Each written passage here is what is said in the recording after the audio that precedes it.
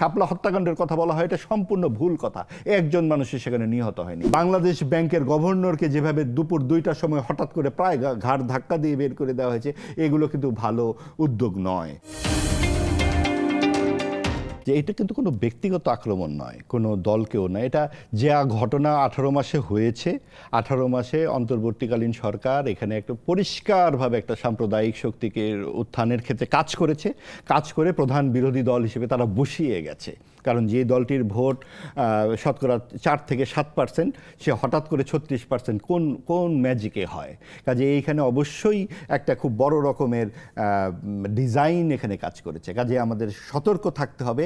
যেই দলটি 2/3 ভোটে এখানে নির্বাচিত হয়ে গেছে, জাতির সামনে এটা অত্যন্ত গুরুদায়িত্ব নিয়ে আপনি যেটা বললেন যে জাতীয়তাবাদী দলকে দুহাত ভরে, আমরা যেটা বলছি যে দুহাত ভরে ভোট দিয়েছে জনগণ, কিন্তু এই মুক্তিযুদ্ধের পক্ষের যে বাংলাদেশ, যেই কারণে বাংলাদেশপন্থী রাজনীতির কথা বলি, যেই কারণে গণ অভ্যুত্থান হয়েছে 24 জুলাই আগস্টে, সেটা কিন্তু গণতন্ত্রের জন্য, সকলের সমান মর্যাদার জন্য। খালি মুখে মুখে বললে হবে না যে আমরা পাতে ভাগ করে খায়। আমার পাতে শুধু না, তার পাত্তিতেও যেতে সাথে নিয়ে আসতে পারে, সেই বন্দোবস্ত রাষ্ট্রের করতে হবে, আমার নয়।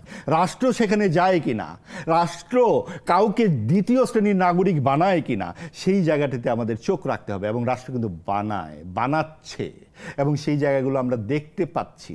এবং সেই জায়গাগুলো আমরা আজকেও দেখলাম যে পররাষ্ট্রমন্ত্রী চেয়ে বসছে বিরোধী দল, পররাষ্ট্রমন্ত্রী মর্যাদায়। একদিকে তারা খলিলুর রহমানের বিরুদ্ধে আপত্তি জানাচ্ছে, আর এইদিকে জানাচ্ছে যে আমরা একটা মন্ত্রীর পদমর্যাদা চাই। কাজেই তারা যে আর কি চাইতে পারে, আমরা 12 তারিখ থেকে আমরা দেখতে পারবো যে আসলে বাংলাদেশকে তারা কোন চেহারায় দেখতে চায়।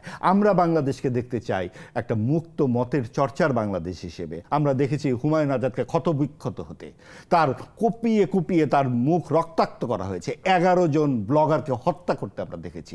এটা যেমন আওয়ামী লীগের একটা পৃষ্ঠপোষকতা ছিল সাম্প্রদায়িক রাজনীতির ক্ষেত্রে। তারা বিভিন্ন, যেই শাপলা হত্যাকাণ্ডের কথা বলা হয়, এটা সম্পূর্ণ ভুল কথা। একজন মানুষের সেখানে নিহত হয়নি।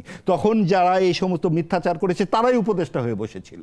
তারা উপদেষ্টা হয়ে এই ডানপন্থা রাজনীতিকে, এটা বিবিসির প্রতিবেদনই বলা আছে, সাব্বির মুস্তফার ইন্টারভিউ আপনি দেখবেন শাপলা হত্যাকাণ্ড নিয়ে তাদের কথা। তারা কিন্তু বলা হয় শাপলা হত্যাকাণ্ড করা হয়েছে, কিন্তু 15ই আগস্টে নিয়ে কিন্তু দেখবেন না আদিলুর রহমানরা কোনো কথা বলে।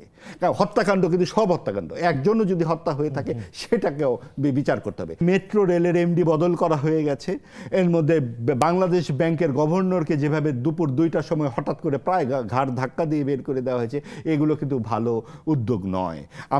আমরা আরও ধীরস্থির এবং একটা শুভ পদক্ষেপ সরকারের কাছ থেকে প্রত্যাশা করি। সহিষ্ণুতার যে কথা আমরা বলি, টলারেন্সের সমাজ গঠন করতে হলে আপনাকে কিন্তু সকলকেই অন্তর্ভুক্ত করতে হবে। নিরাপত্তার প্রশ্নে আমি মনে করি যে তিনি যেহেতু অনেকদিন বিলাতে থেকে এসেছেন, আরেকটু মনে হয় দরকার। নিশ্চয়ই তার শত্রুতা অনেক বেশি, যেহেতু তিনি একটি মুক্ত বাংলাদেশের পক্ষেই আসলে ভোট জিতে এসেছেন।